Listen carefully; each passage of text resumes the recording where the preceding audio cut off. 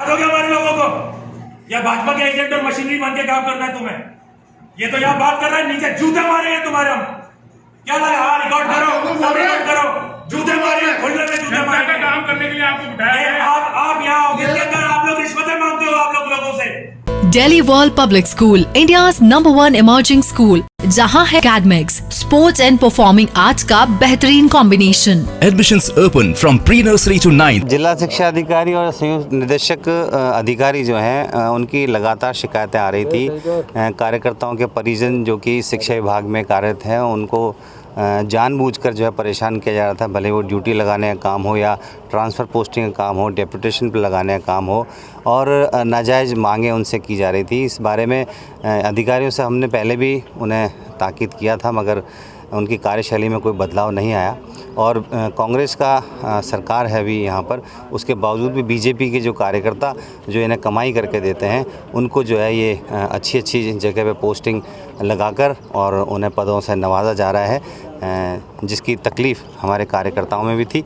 और उसी का आज जो है जवाब लेने के लिए हम यहाँ पर आए। शिक्षा अधिकारियों का ये कहना है कि जो कांग्रेसियों की डिज़ायर पे ये ट्रांसफ़र हुआ है, ये अपने फ़ायदे के लिए जनप्रतिनिधियों को गुमराह करके और उसमें डिज़ायर टाइप करवा के उनसे गलती से साइन करवा लेते हैं। उसकी भी बातचीत जो है हम अपने दूसरे जनप्रतिनिधियों से करेंगे कि इस तरह का ध्यान रखें, साइन करने से पहले वो देखें कि कौन सा व्यक्ति बीजेपी को सपोर्ट करता है और कौन सा हमारे कांग्रेस के कार्यकर्ताओं के परिजन है। शिक्षा अधिकारी ने आरोप लगाया कि जबरन आप अंदर होता आरोप है, जब आरोप ऐसा कुछ भी नहीं है। उनको सब इत्तला थी और हम शालीनता तरीके से अंदर घुसे बातचीत करके, और हम वापस अपनी वार्ता उन तक पहुंचा के और हम वापस आ गए। जिस तरीके से लगातार अजमेर में शिक्षा विभाग के अंदर धांधलियां चल रही हैं, बीजेपी के लोगों को यहाँ पे भर्ती की जा रही है, और कांग्रेस के लोग जो 5 साल विपक्ष में रहे, जिनको बाड़मेर गंगानगर यहाँ फेंका गया था, आज भी अगर वो लोग परेशान होंगे तो इसके लिए हम लोगों का सरासर विरोध है। आज हम समस्त कांग्रेसी यहाँ पे इकट्ठे हुए हैं और डीओ का घेराव किया है, जेडी जो जॉइंट डायरेक्टर है उनका घेराव किया है, और उनको ये बात बता दी है कि अगर कांग्रेस के कार्यकर्ताओं के साथ में या आमजन के साथ में इस तरीके का व्यवहार किया जाएगा तो इसके खिलाफ में हम लोग सख्त से सख्त प्रदर्शन करेंगे। आज तो सिर्फ चेतावनी दे करके जाना है, अगली बार में यहाँ पे मामला कुछ और होगा। आपने दलाल भी बताया बीजेपी का। बिल्कुल, ये बीजेपी के एजेंट बन करके काम कर रहे हैं, बीजेपी की दलाली कर रहे हैं। क्यों कर रहे हैं, इसका सीधा जो जवाब है वो मैं ये देना चाहूँगा। जो पिछली सरकार के अंदर जो 2 व्यक्ति यहाँ पर मौजूद थे, देवनानी जी के जब वो शिक्षा मंत्री थे, आज भी उन्हीं 2 लोगों की यहाँ पे पोस्टिंग है। वो वजह ये है क्योंकि वो लोग इनको कमा करके देते हैं, इसलिए इन लोगों ने, और साथ में इन्होंने कांग्रेस के जो पदाधिकारी उन लोगों को गुमराह करके उन लोगों से डिज़ायर लिखवा लिए।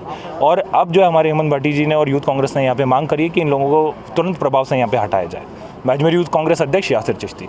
देखिए सर, जिस तरह से पूरा एजुकेशन में भ्रष्टाचार पनपता जा रहा है, कांग्रेस सरकार आने के बावजूद भी, ये बीजेपी के समय से भ्रष्टाचार चलता आ रहा था, लेकिन कांग्रेस सरकार के आने के बावजूद भ्रष्टाचार खत्म नहीं हो रहा है।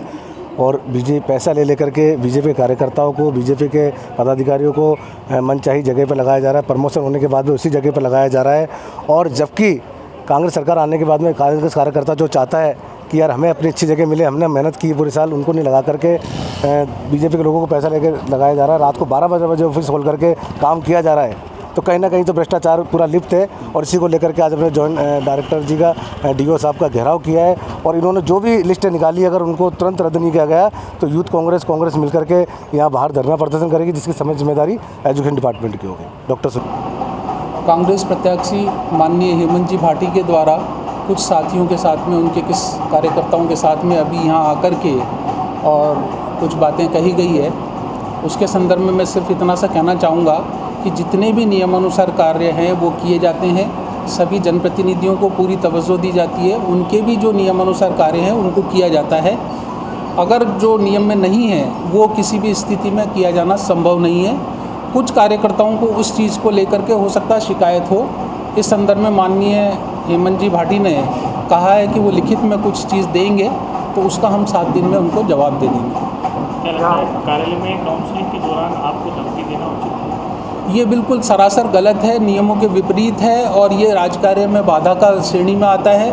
पूरा कैंपस चूँकि अभी कोविड के भी नियम में है और कैंपस के अंदर काउंसलिंग का कार्य चल रहा है, और हमने कोविड की गाइडलाइंस को ध्यान में रखते हुए ही 20-20 अभ्यर्थियों को कैंपस में आने की अनुमति दी थी।